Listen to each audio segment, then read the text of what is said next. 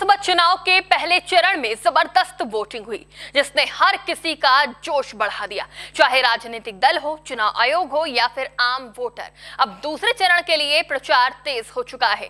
सभी पार्टियां पूरी ताकत के साथ मैदान में उतर गई हैं। लेकिन इस चुनाव में अगर किसी एक चेहरे की सबसे ज्यादा चर्चा हो रही है तो वो है उत्तर प्रदेश के सीएम योगी आदित्यनाथ।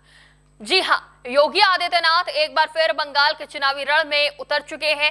नादिया में हुई एक रैली में उन्होंने कहा कि पहले चरण की बम्पर वोटिंग ये संकेत दे रही है कि जनता अब बंगाल में डबल इंजन सरकार चाहती है। इस बीच उनके कई बयान सोशल मीडिया पर वायरल हो रहे हैं और अब एक वीडियो भी तेजी से वायरल हो रहा है, जिसमें बीजेपी नेता शुवेंदु अधिकारी सीएम योगी आदित्यनाथ को साष्टांग दंडवत प्रणाम करते नजर आ रहे हैं। अब इस वीडियो को लेकर सियासी चर्चा और तेज हो गई है। नमस्कार, टीवी 24 नेटवर्क देख रहे हैं आप, मैं हूं आपके साथ शिखा मेहरोत्रा। बंगाल में जहां जहां योगी की रैली हुई वहां भारी भीड़ देखने को मिली। मालदा से लेकर मेदिनीपुर तक हर जगह जनसैलाब उमड़ा।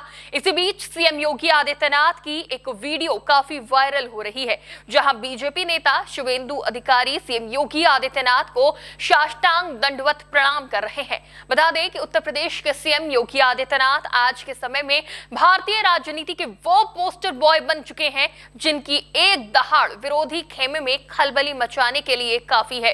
इसी वजह से पश्चिम बंगाल के विधानसभा चुनावों में योगी का जो जलवा दिख रहा है उसने साबित कर दिया है कि आखिर क्यों उन्हें बीजेपी का सबसे बड़ा ट्रम्प कार्ड कहा जाता है। बंगाल की धरती पर जब जब योगी आदित्यनाथ का हेलीकॉप्टर उतरा तो नजारा देखने लायक था।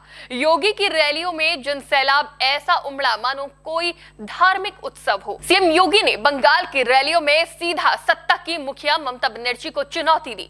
उन्होंने साफ कहा कि यूपी में जैसे माफियाओं का इलाज किया है, बंगाल में भी वही फॉर्मूला लागू होगा। बंगाल के हिंदू मतदाताओं के बीच योगी ने जो पैठ बनाई उससे टीएमसी के वोट बैंक में सेंध लगने की उम्मीद है।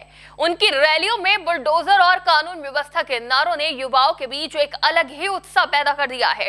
सीएम योगी ने न सिर्फ अपने चिर परिचित अंदाज में बीजेपी के लिए वोट मांगे बल्कि ममता सरकार को जमकर आड़े हाथों भी लिया।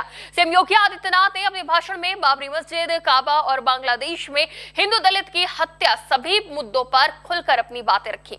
सीएम योगी ने जौनपुर की रैली में कहा कि 2017 तक यूपी भी पश्चिम बंगाल की तरह तुष्टीकरण और गुंडागर्दी से त्रस्त था, लेकिन आज वहां उपद्रव नहीं उत्सव होता है।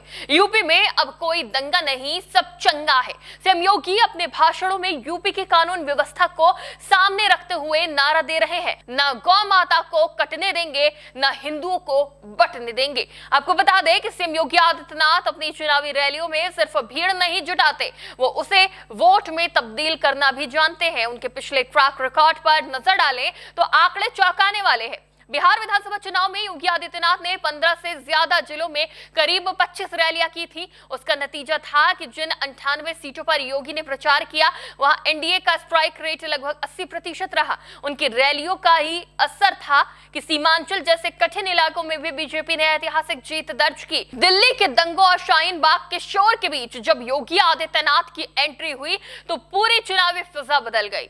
मंगोलपुरी, संगम विहार, जनकपुरी, घोड़ा, शहादरा, उत्तम नगर, द्वारका, बिजवासन, पालम, राजेंद्र नगर और पटपड़गंज ऐसी सीटें थी जहां सीएम योगी ने चुनावी प्रचार किया, वहां बीजेपी की जीत हुई।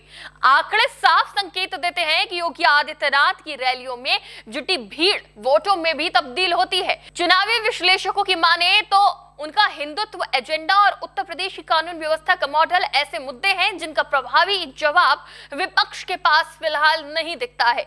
दिल्ली, बिहार की तरह ही बंगाल में भी योगी मैजिक कितना चला, इसके लिए 4 मई का इंतजार करना पड़ेगा। इस बार आपकी क्या राय है, हमें कमेंट करके जरूर बताइए। फिलहाल के लिए देखते रहिए टीवी 24 नेटवर्क।